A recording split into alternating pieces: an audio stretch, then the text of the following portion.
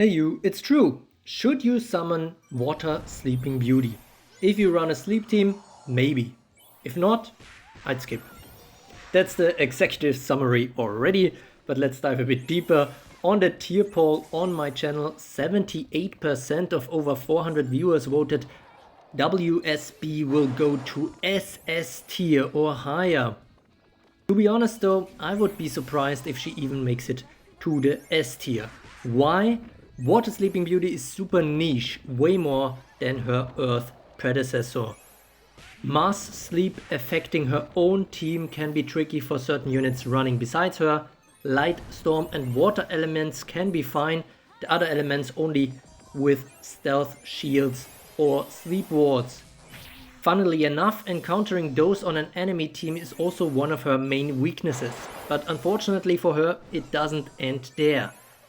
I'm not a huge fan of her AI either. She strongly avoids using Piercing Nightmare while Spirit is low, which can make sense sometimes, but it may also make for missed opportunities.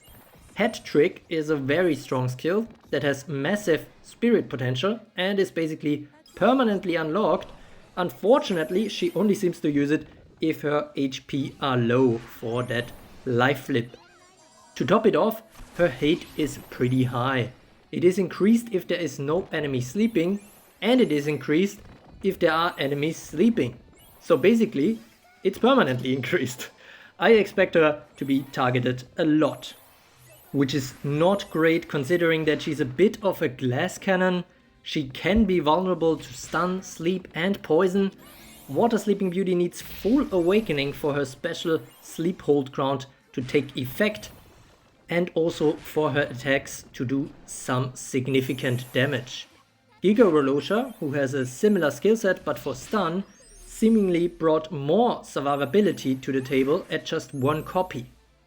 Also, she actually wakes your units up instead of sleeping them like Water Sleeping Beauty does. Anyways, if she pops off, of course she can be lethal, completely destroying certain enemy teams. And one thing to point out especially there is her being a very hard counter to burn platoons.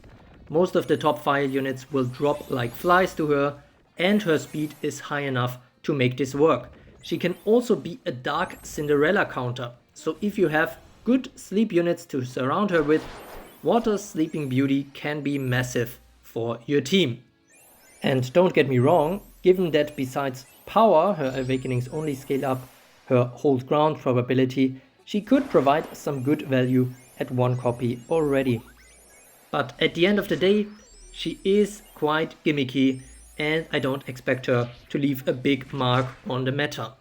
Who knows, maybe future releases change the picture and make her more viable.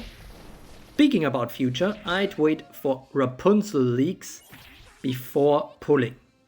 The Fellowship may be interesting to those who already have Dark Sun Wukong, but given that Water Sleeping Beauty and her don't jive well with each other, this should mostly be a plus for whales.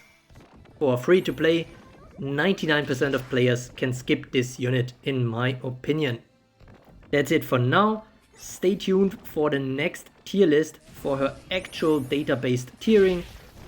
Let me know if you agree or disagree and why in the comments. Don't forget to like and subscribe to become a true carrot.